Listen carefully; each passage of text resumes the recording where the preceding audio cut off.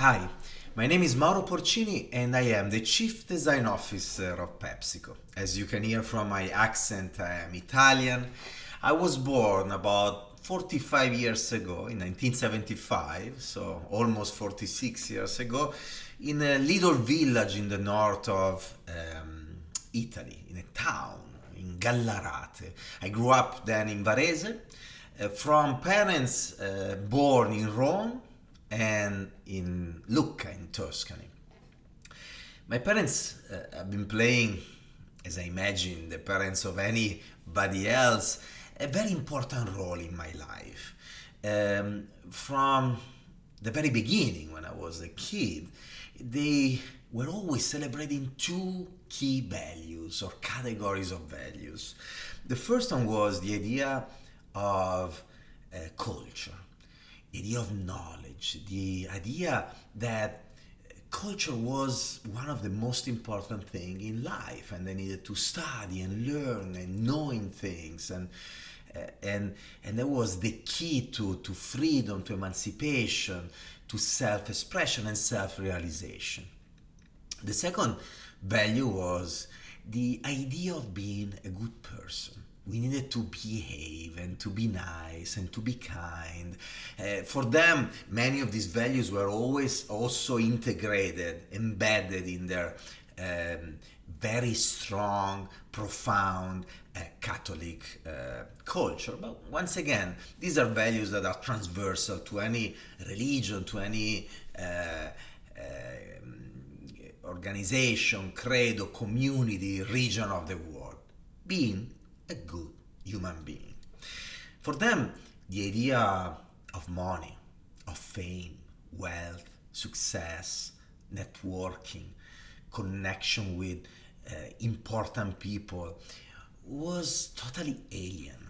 It was not important for them. Actually, it was something that eventually they were even fearing, because they were thinking that somehow that fame could take you away from those good values and that focus on the idea of culture that they were preaching and celebrating without any pressure ever on me. So I grew up in that kind of culture with my little brother, 3 years younger than me, Stefano. I studied liceo scientifico, like he did, and then I studied design in Politecnico of Milan, as he did, by the way, as well.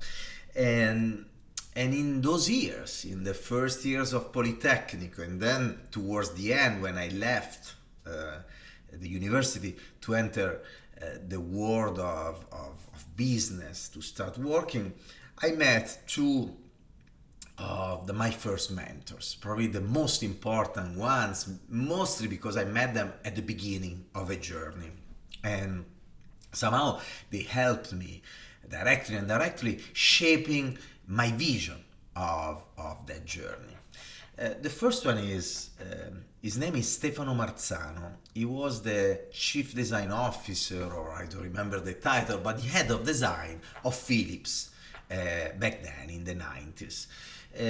I met him through a common friend, essentially a girl that was coming to school with me, and her father knew Stefano. And I remember one day Stefano came to Varese to meet the father of this friend of mine, and she called me and she told me, "Oh, I know that you study design," and we talked before. She knew that I was like, for this great designer that was changing the world of design through the platform of Philips. So she calls me and she's like, "Do you wanna come and meet him? He's here, come for a coffee." And I remember still today, I was on a bus going home, and I had soccer practice that afternoon, and I was playing soccer, at very high level. I was paid for it. And so you would never miss a training practice ever. And so I was there, and I had this commitment, and she's like, "You wanna come?" And there was also that lack of comfort eventually of going to the house of adults that I don't know. I meet a person like, this person that was so great. And, you immediately you start to think, wow, he's a big name, he's a big shot. I might what am I doing in front of me? What am I gonna say? You literally need to get out of your comfort zone. So I needed to miss soccer practice that you never miss. I needed to get out of my comfort zone to go in front of this person and all these adults that I didn't know. I was 19. And what did I do? Well, I told Valentina, that was her name. Yeah, I don't have any commitment. I dropped everything and I went. I just follow my instinct, my heart. The meeting with Stefano was very inspiring. I don't even remember the details of the conversation, but we talked about so many things. I remember, for instance, one of the few things that I remember, he shared with me work that he was doing on cell phones. Philips was producing cell phones back then, and all the ringtones, innovative, unique ringtones he was developing. I remember the passion, that I love in that person. You could almost touch it with your hands. It's the same passion that I see in my mother when she writes, in my father when he paints, and that passion that surrounds me all my life. Stefano did something very important for me. I met him then, and then I started to write letters to him, like the philosophers would do. In Liceo Scientifico, I fell in love with the world of philosophy, and I was once again in awe for this world of philosophers that were writing to each other. There was the disciple and the maestro, so the student writing to the teacher. We know a lot of the history of philosophy and the theories of many of these amazing philosophers from thousands of years ago, often through these exchanges. And so, with a naive vision of the world, I start to write letters to Stefano. I guess I wrote him like maybe 2-3 letters, and he never really answered, but he did something more important than answering. One day he decided to send me 2 books that he produced and with Philips, about his vision of the future, the vision of the future of Philips. He sent them to me. I still have them here, and he wrote something on the first page of both of them.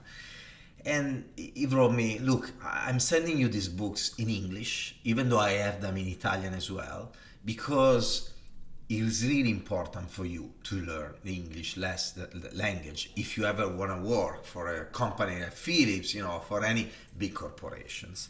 He knew, because I told him when I met him the first time, that I didn't speak a word of English. At 19, and later when he wrote me, I was already 21, 22.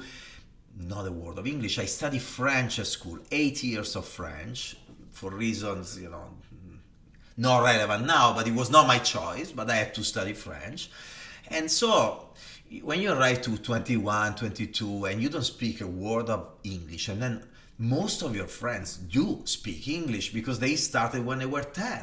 So they are like 11, 12 years in advance from you, and you're studying at university. You're a few years away from your job, and you think that to learn a language takes time and is difficult. And so I was having that feeling it was just too late. I mean, to learn English at the level that I could use in a business, not just for fun.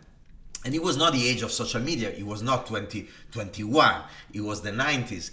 So you didn't really need English to have an interesting job in Italy back then. But again, he wrote me this, and that was really the aha moment, as they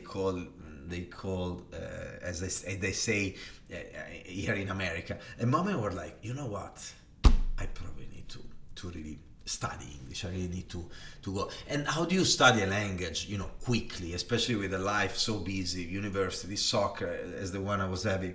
Well, you go to a country where they speak the language.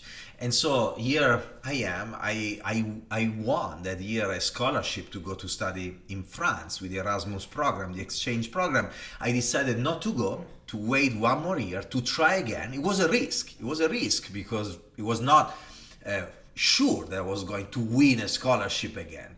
But thank God I did, and I had the possibility to go to Dublin to study English, but mostly to study design at university level in a language that I didn't know. So once again, imagine getting out of your comfort zone. I had to put soccer in standby for 1 year. I was also in a sort of relationship, there was somebody that I really care about.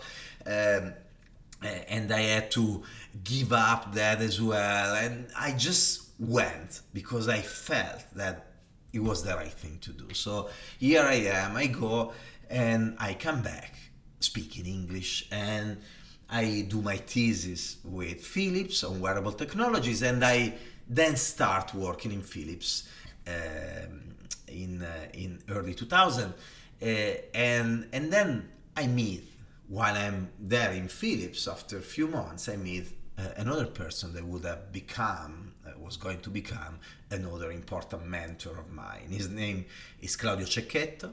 He was an Italian celebrity. I grew up watching him in television, himself presenting Sanremo Festival Bar and many shows. He's the founder of Radio DJ, he's the founder of Radio Capital, but he's also the person behind many big celebrities we all love today, from Giovanotti to Fabio Volo to Fiorello, Amadeus, Linus, many others, Gerry Scotti.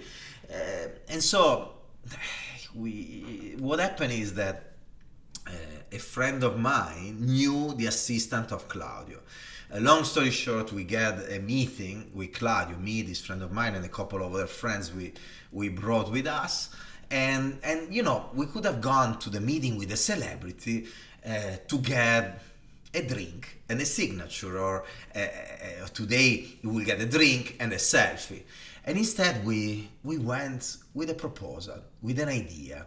He was managing back then, he was having a partnership with Soru, the owner and founder of Tiscali, and we went there with the idea of proposing him new technologies, advanced technologies, to manage the internet sites he was creating and managing in the world of entertaining, once again in this partnership and venture with Tiscali, leveraging some of the things that we learned in Politecnico, fresh of you know, the master degree in Politecnico. We were really managing very advanced technological tools and softwares.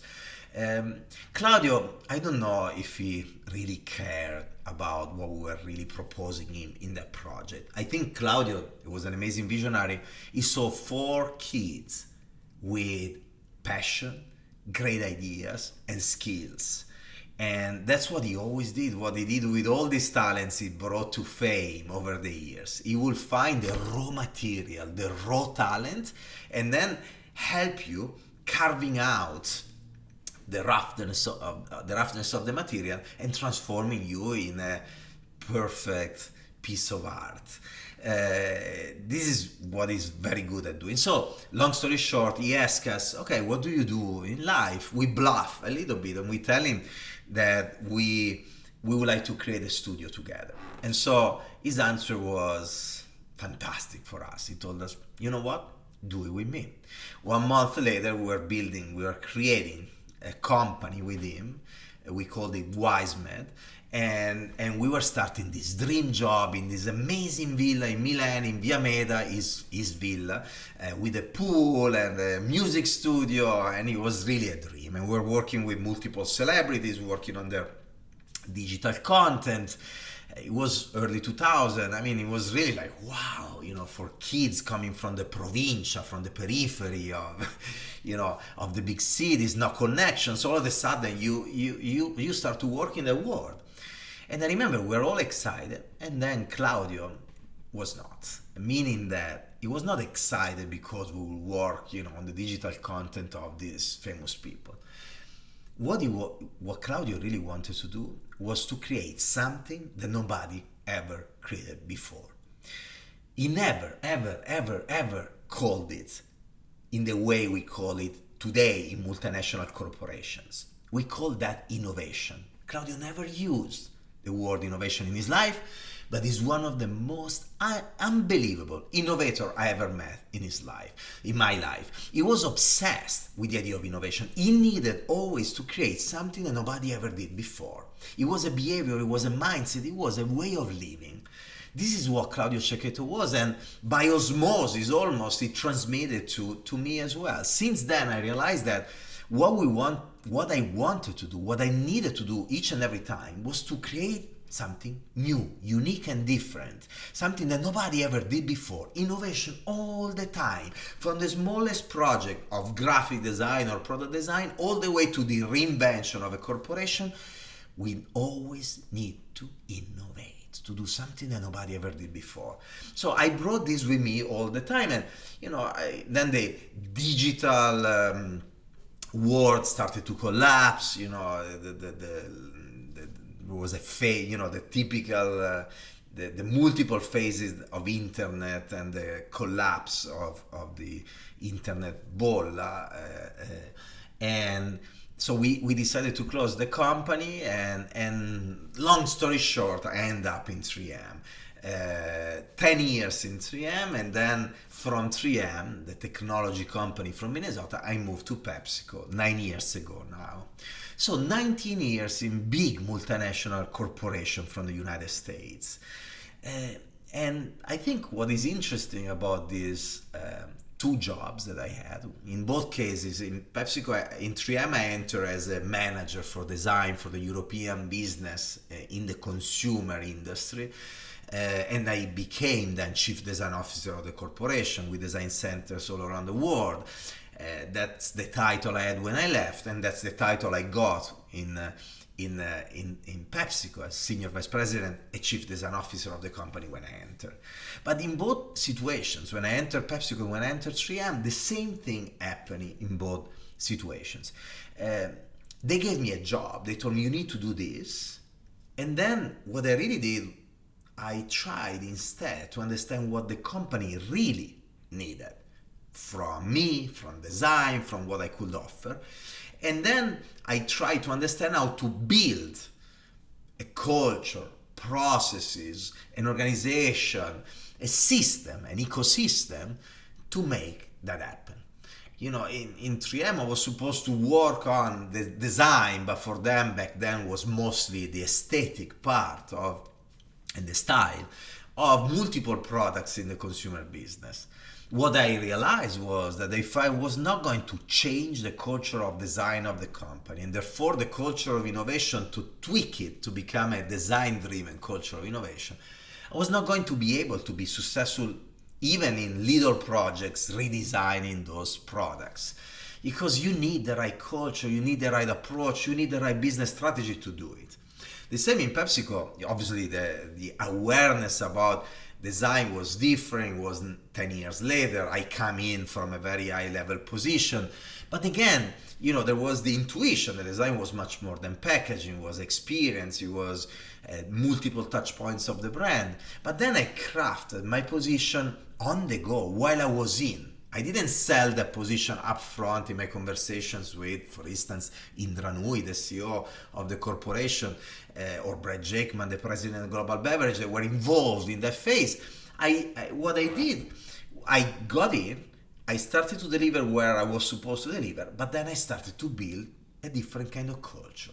And I tried to take with me as many people as possible. That's key. Starting, I was lucky with Indra and Brett, for instance, in the case of PepsiCo, and a variety of people that I call the co-conspirators, people that you bring with you in redesigning, reshaping the organization in my case. But again, what is the learning, of this kind of experience is that when they give you a job, what you should ask yourself is not just how I can do that job in the best possible way, but you should ask yourself why they're asking you to do that thing. Why and why and why, the primary cause. When you have the answer to the first why, you ask why again and again and again. This is the technique, the strategy of the philosopher, until you arrive once again to the primary cause. So essentially, when they give you a brief, when they give you a job, asking why and why and why, laddering all the way to the primary cause is important, because you really understand what you need to do to help the people in front of you, to help the company in front of you, to help your customer, to help your brands, whatever that is. And so since then, I always, not just in my job description, in the brief of the projects, but every time I interact with people and they ask me something, I try to understand why they're asking me something. And then what I try to do, even when they don't ask me anything, is to think, how can I help this person? How can I make this person successful? How can I help this person achieving his or her objectives? And I'm not doing it just because I want to be good.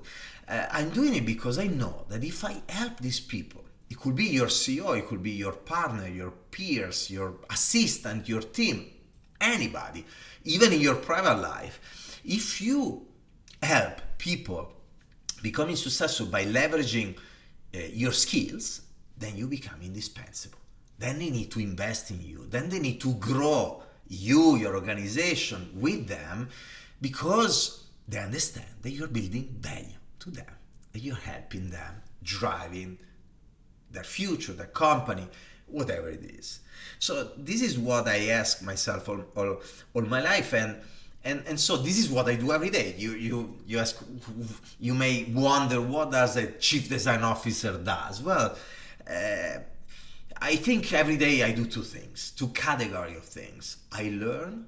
I need to keep learning. I want to keep learning for life. And I build plans that then I execute. So learning, planning, executing.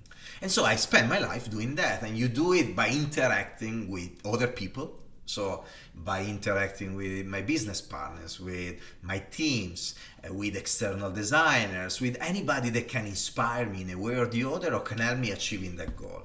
And then through different platforms, I go in store to be inspired by products, brands, way of shopping of people. I walk the streets of cities around the world during my trips to really be inspired by the way people behave. I go to conferences, I read books, I try to connect with the external world in a variety of different ways. And the key driver of all of this is something that is really probably one of the most important characteristics an innovator should have, and usually if you are an innovator you have, and this curiosity. I have this unstoppable curiosity to learn things, to understand things, to really grow continuously in my knowledge, almost continuing that journey that started many years ago thanks to my parents.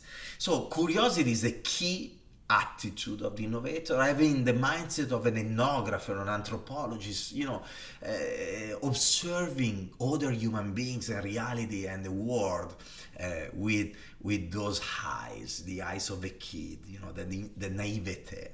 Then there are a variety of other characteristics that are really important for my job that I leverage every day. You need to be optimistic because you will find all kinds of roadblocks continuously if you are changing things. You need to be resilient because of those roadblocks. You need to be very humble because if you stop being humble, you will stop learning. While humbleness helps you listening to people and absorbing information all the time, but you also need to be confident and action oriented. You may end up, if you're humble, just listening and then not acting. And action and fast action with confidence is extremely key. You need to have a very IQ, empathy. You need to feel the people, to bring them with you, not just the people you design for, you innovate for, but the people that surround you, your boss, your team, your customers, your partners, anybody. You need to be visionary but also pragmatic. You need to really move between the two worlds, the big dreams but also the execution on the day to day. You need to bring everybody with you. You need to love, therefore, the diversity of people and understand that diversity is an amazing richness of the society we live in. Different point of views help you looking at what you look at every day with different eyes. And this is at the base, at the foundation of innovation. To see in some area, in something that you look at every day, something that nobody ever saw before. How do you do that? Well, you need to change perspective, and talking with people with different perspectives, different backgrounds, the diverse people that you surround yourself with, help you building a new perspective. It's your perspective plus the perspective of the different person that build a third perspective that is new, unique, and different in the world. With that kind of approach, we generated so many projects. Some of the ones that are the closest to my heart are, for instance, one of the most recent is SodaStream Professional. Is this machine with a screen.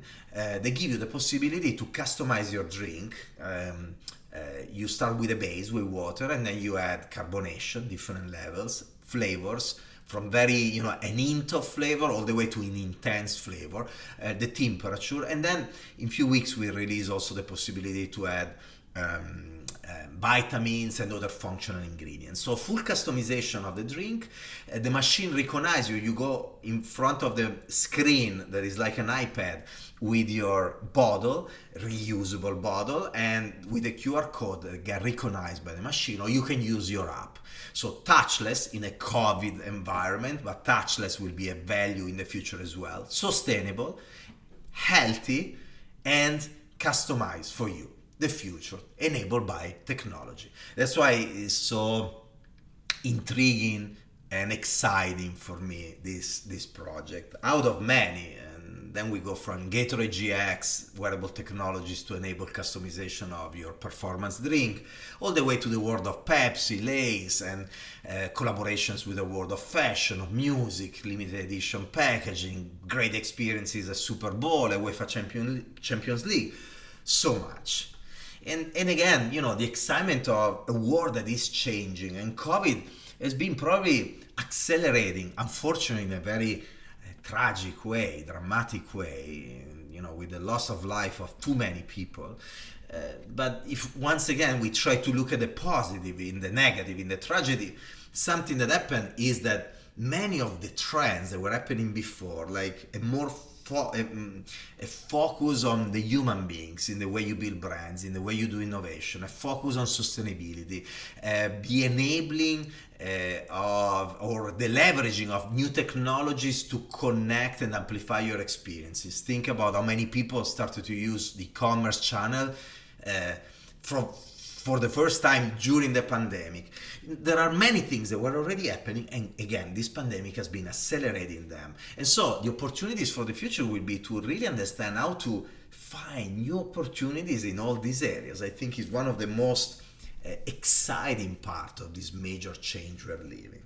So if I want to leave you, if I need to leave you with a couple of advices, also in connection to this is probably the most important one.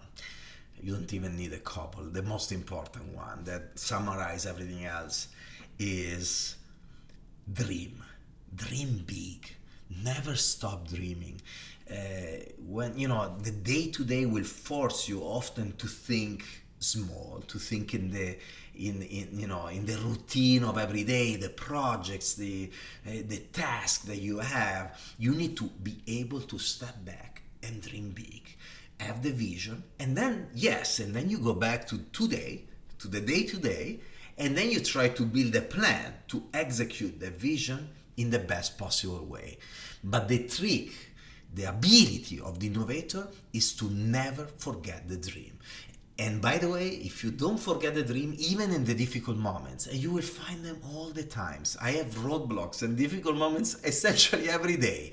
But if you have your vision, you will be able to step back and see where you're coming from, where you are, enjoy the progress, and understand where you're going. And that will give you that energy that then connects you to the ability of being optimistic and being resilient. There are key characteristics to drive your life in general, especially, by the way, in a moment like this one, in a pandemic like this one, that is creating a very complex situation for many of us.